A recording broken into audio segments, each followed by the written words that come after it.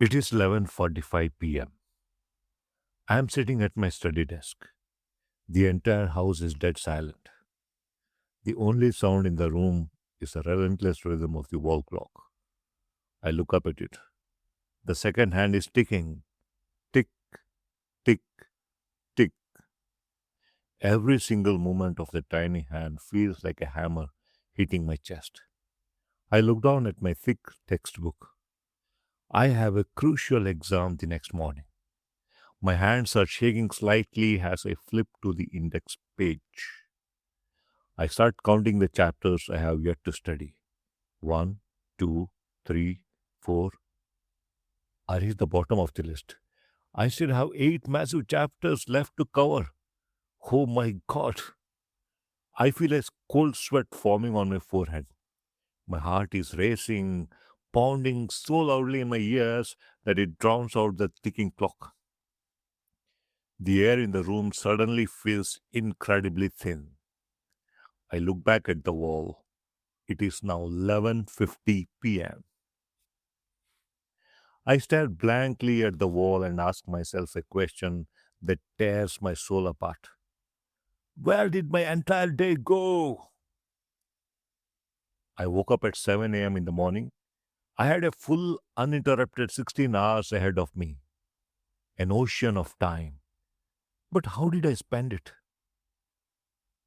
I spent an entire hour just color coding my highlighters and arranging my book desk, convincing myself I was getting prepared. I was getting ready.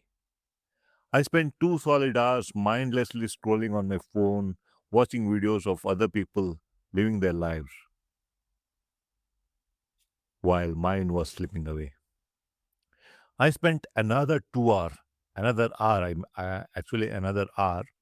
taking a quick 10-minute study break that magically transformed into a long, groggy afternoon nap. I meant. Throughout the entire day, a comforting little voice in my head kept whispering the same lie. Relax, bro. You have plenty of time. You will start in the next hour, Raghu. Don't worry. Now the time is completely gone. The bank account of my day is entirely bankrupt. I close the heavy textbook. The third of the pages shutting sounds like a judge's gavel. I put my head down on the cool wooden surface of the desk. I feel completely overwhelmed. A deep, crushing, heavy sense of guilt washes over me. In that dark, silent moment, a terrifying realization hits me. I realize that I did not fail the subject. I failed my clock. Friends, have you ever sat at your desk at midnight staring at an impossible mountain of a syllabus, completely crushed by the realization that you wasted your entire day? Well, think about it. Feel that moment. Hey there, Raghu here, your certified memory coach on wheels. Welcome to my podcast. The topic of today's episode is the 11:50 p.m. wake up call. Having survived a severe spinal cord injury that changed the trajectory of my existence forever, I learned a profound truth. Your true unstoppable power lies within your mind, and your absolute most precious, non-renewable asset in is your time.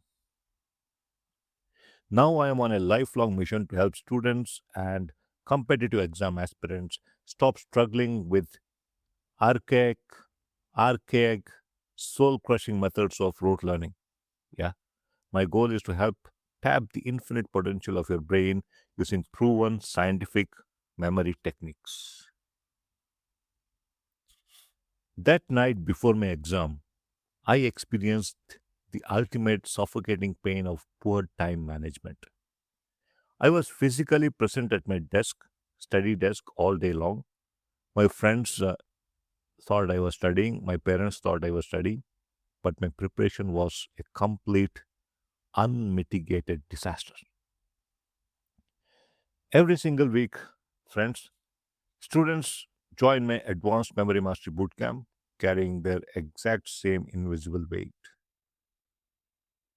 You come to me, you tell me, Sir, I am exhausted. I sit with my books all day, from sunrise to sunshine, in fact. But at night, when I close my eyes, I feel like I achieved absolutely nothing, sir. Well, my dear friends, listen to me very carefully. You are suffering from poor time management. You treat your time like an endless, vast ocean, assuming there is always another wave, always more time later. But time is a silent, ruthless thief. If you do not actively, aggressively manage it, it will silently steal your focus, your confidence, and ultimately your chances of passing the exam. Poor time management is a vicious circle, you know. It leads to midnight cramming, and midnight cramming leads to sleep deprivation. Sleep deprivation leads to severe anxiety, and severe anxiety leads to catastrophic memory failure inside the exam hall. If you want to stop the midnight panic, you must undergo a radical mind shift today. You must stop treating your study schedule like a casual suggestion. You must start treating it like a law. Yes, you heard it right. You must start treating your study schedule like a law. Today, we are going to dive deep, very deep into it. We are going to permanently fix the leaks in your day. I am going to hand you my personal, battle tested 6 step time mastery protocol. If you implement these 6 solutions, you will never run out of time again. You will walk into the exam hall with the calm confidence of a conqueror. So grab your pens, my dear friends, open your notebooks, and let's begin. Step 1: Time audit. Find the hidden thieves. You cannot fix a leak in a boat if you do not know where the water is escaping. It is a fundamental rule of problem solving. Right now, if I ask an aspirant how much they study, their ego will give a high number. They will call it, maybe they will claim 8, maybe 10 hours a day. But if you track it ruthlessly, the reality is entirely different, my friend. Most students engage in deep study for about 3 hours and waste 5 hours in the illusion of studying.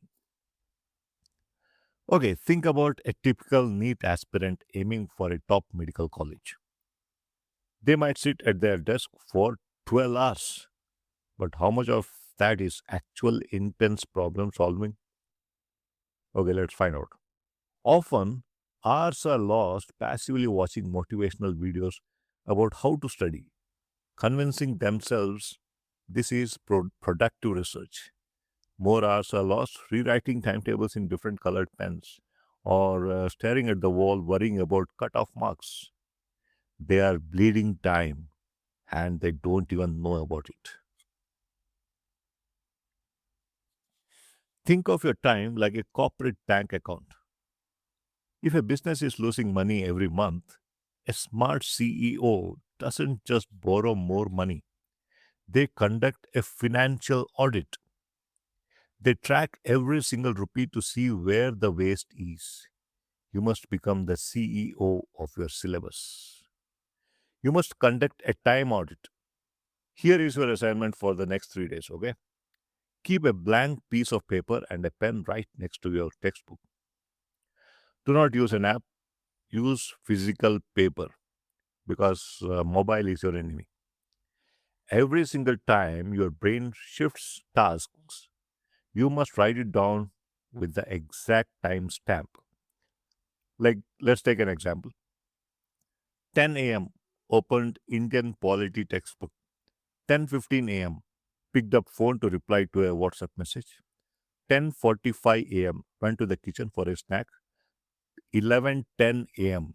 daydreamed about exam results. Do not lie to the paper, my friend. The paper is your mirror. By the end of 3 days, you will be horrified. You will clearly see the hidden thieves, the micro distractions, the daydreamers, the daydreams, the mindless scrolling that are actually stealing your preparation time. So awareness is the first non-negotiable step to absolute control. Once you see the thief, you can lock the door. All right, now let's come to step 2.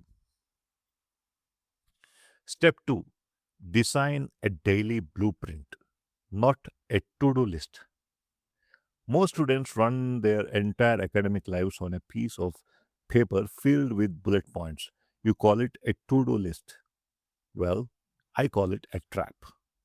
A to-do list is inherently flawed because it only tells you what to do, but it completely fails to tell you when to do it. If you put study modern history on a simple to-do list, your brain, which is biologically wired to seek comfort and avoid hard work, will push that task to the very end of the day. You will look at the list at 9 p.m., see history and think, yeah, I meant 9 a.m., yeah. You will look at the list at 9 a.m., see history and think, I will do that after lunch. After lunch, you will think, I will do that after evening tea. And by 10 p.m., you are exhausted. The history gets pushed to tomorrow's list. And it is an endless cycle of procrastination, my friend. Nothing else. So throw away the amateur to do list. You need to set up a design, a daily blueprint. A blueprint is what architects use to build skyscrapers. It leaves absolutely no room for guesswork. A daily blueprint assigns a strict, immovable time boundary to every single task. Let's look at a CA final exams.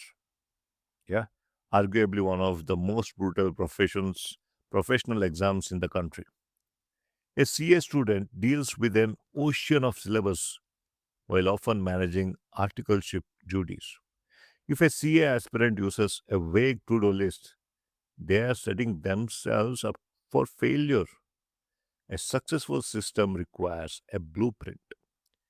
Instead of writing do direct tags, a proper blueprint dictates 8 a.m. to 10 a.m. master direct tags, PGBP, something like that, chapter, practical problems 1 to 15.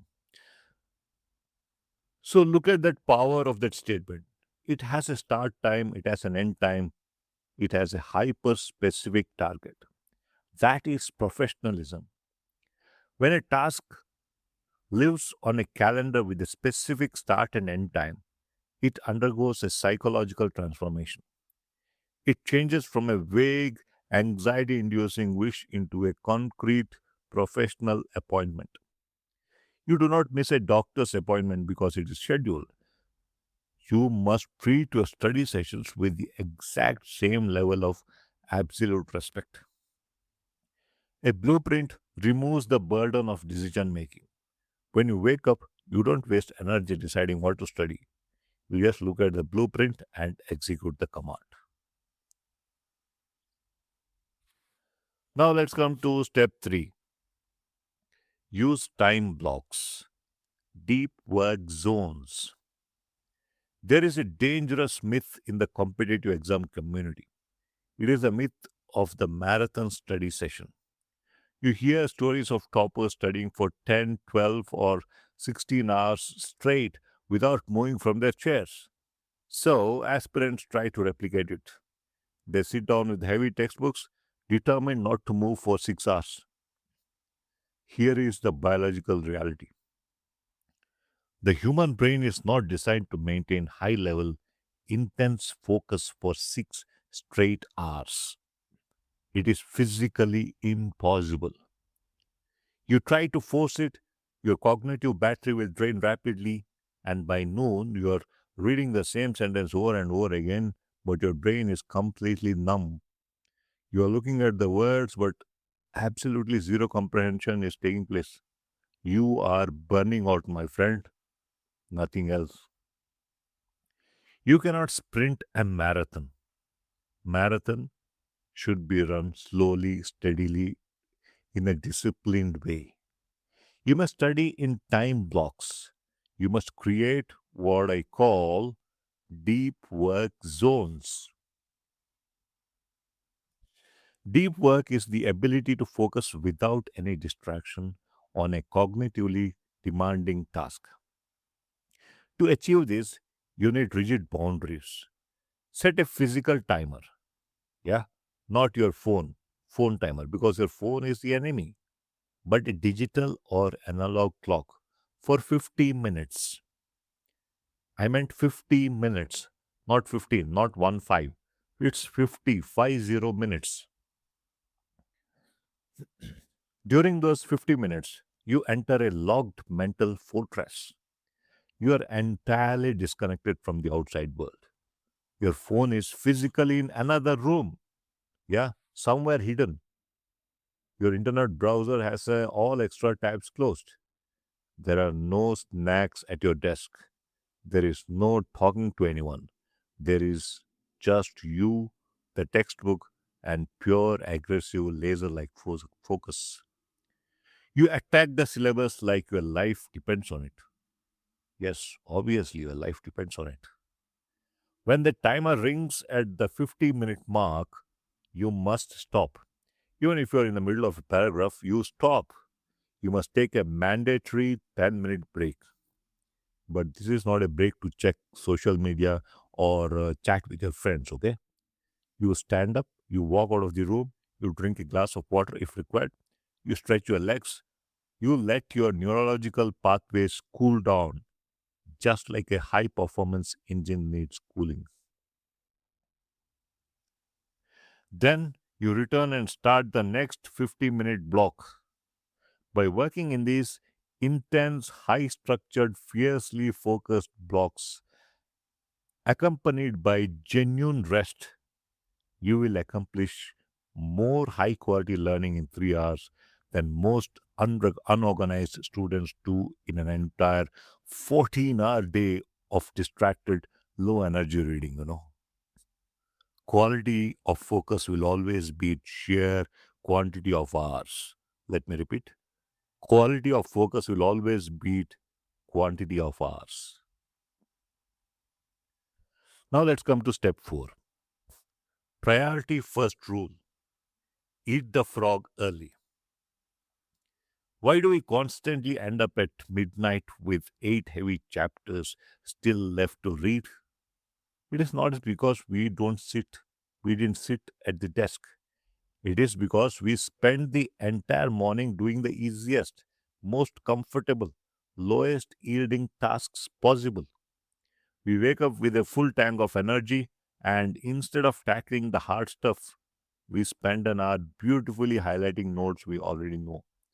We read our favorite, easiest subject. We actively avoid the hard, painful, complex topics. There is a famous concept.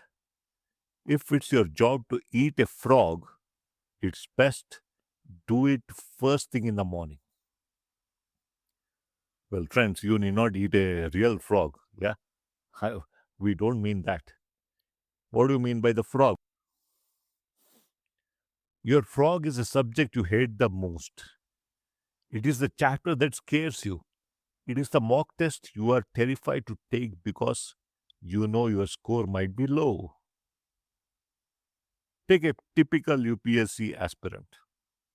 For many, the frog is answer writing or mastering the complexities of the economics syllabus. Because it is hard, it gets avoided. The morning is spent reading the newspaper, yeah, because reading the newspaper feels productive, but is actually passive and comfortable. By 8 p.m., the guilt sets in. They finally open economics when their brain is utterly exhausted, ensuring they absorb nothing. You must adopt the priority first rule. Whatever subject you hate the most, whatever chapter gives you anxiety, that is your frog. You must eat the frog early. You must tackle your absolute hardest, most complex subject at 8 a.m., the moment you sit at your desk. Now, you may ask why. Because in the morning, your brain is fresh, your cognitive resources are fully replenished, your willpower, which is a finite resource, is fully charged. Attack the hardest thing when you are at your strongest. Once that massive, ugly frog is destroyed and out of the way by 11 a.m. or so, the psychological relief is immense. Yeah, it's immense, my friend. You have won the day before lunch. The heavy rock has been dropped from your shoulders. The rest of the day, studying the subjects you actually like feels like a downhill breeze. Do not carry the heavy rock all day only to try and lift it when you're exhausted at night. So we have finished step 4. Now let's come to step 5. Buffer time. Expect reality, not perfection. This is the hidden trap where the most ambitious, well-meaning students completely fail. When you sit down to plan your daily blueprint, you are highly motivated. You look at your day and you pack it to the brim. We schedule 14 hours of continuous back to back, perfectly optimized study blocks from 8 a.m. to 10 p.m. Every single minute is accounted for. Well, your plan is flawless, perfect day, but the harsh truth of a competitive exam preparation is that reality is never ever perfect. Imagine planning 2 hours for a complex topic in molecular biology, okay? But when the reading starts, it becomes clear the foundational concepts are weak. It takes 3.5 hours instead of two. Suddenly, the entire schedule is pushed back. Then, a family member asks for help with a quick errand. Another 30 minutes lost, right? Then the power goes out while trying to watch a crucial lecture. By 4 p.m., the schedule is 3 hours behind, my friend. And what happens next? Motivation shatters. The student feels like a complete failure, throws their hands up in the air and says, "Oh my God, the whole day is ruined," and gives up for the evening. A rigid schedule is so tight that one single delay causes the entire system to collapse. A rigid, a rigid system is a weak system. A strong system is flexible. You must build buffer time into your blueprint. Think of buffer like the shock absorbers on a car. Yeah. If a car has no shock absorbers, hitting a single pothole will break the aisle. Buffer time absorbs the bumps of reality. If you estimate that a chapter will take up to 2 hours to complete, do not block out 2 hours. Block out 2.5 hours. Always overestimate the time required for complex tasks. Furthermore, intentionally leave empty, blank 30-minute gaps in your afternoon and in your evening schedule. Yeah. Do not schedule anything in these blocks. These empty blocks are your safety nets. Yeah. Did you get it? These empty blocks are your safety nets. When life happens, when a math problem takes longer to solve, when an unexpected interruption occurs, your schedule doesn't break. The delay simply bleeds into the buffer time. The shock absorber takes the hit, and your overall daily blueprint stays perfectly, calmly intact. You end the day feeling in control rather than feeling a victim of circumstance. Plan for delays. Build your buffers. So that was step 5. Now let's come to step 6. Step 6, daily review plus reset. close the loop. The final step is the most neglected, yet it is the anchor of the entire protocol. Picture this. It is 10:30 p.m. You have finally finished a grueling day of study. Your desk is a disaster zone. There are three open textbooks, a dozen uncapped highlighters, loose sheets of paper everywhere, and you are exhausted. You close your eyes, yeah, stand up, turn off the light, and fall flat into bed. This is a massive mistake, my friend. The way you choose to end today dictates exactly how you start tomorrow. When you wake up the next morning and walk over to that messy, chaotic desk, your brain instantly feels overwhelmed. Before you even start studying, yeah, you have to spend about 20 minutes cleaning up yesterday's mess, right? You have to figure out where you stopped. You have to locate today's books. That friction is enough to make you want to go to bed again, to go back to bed. So that's waste of time. You must take 5 dedicated minutes every single night for a formal daily review plus reset. This is how you close the loop. First, review. Look at your blueprint from the day. Be honest. What did you successfully accomplish? Check it off. Celebrate that win, that small win. And what got missed or delayed? Forgive yourself and instantly move that specific task to tomorrow's blueprint. Do not let unfinished tasks float in your mind. Put them on paper so your brain can relax. Now, second is reset. Physically reset your environment. Think of a professional chef in a five-star restaurant. They never leave the kitchen dirty at night. They clean the stations, sharpen the knives, yeah, and prepare the ingredients for the next morning.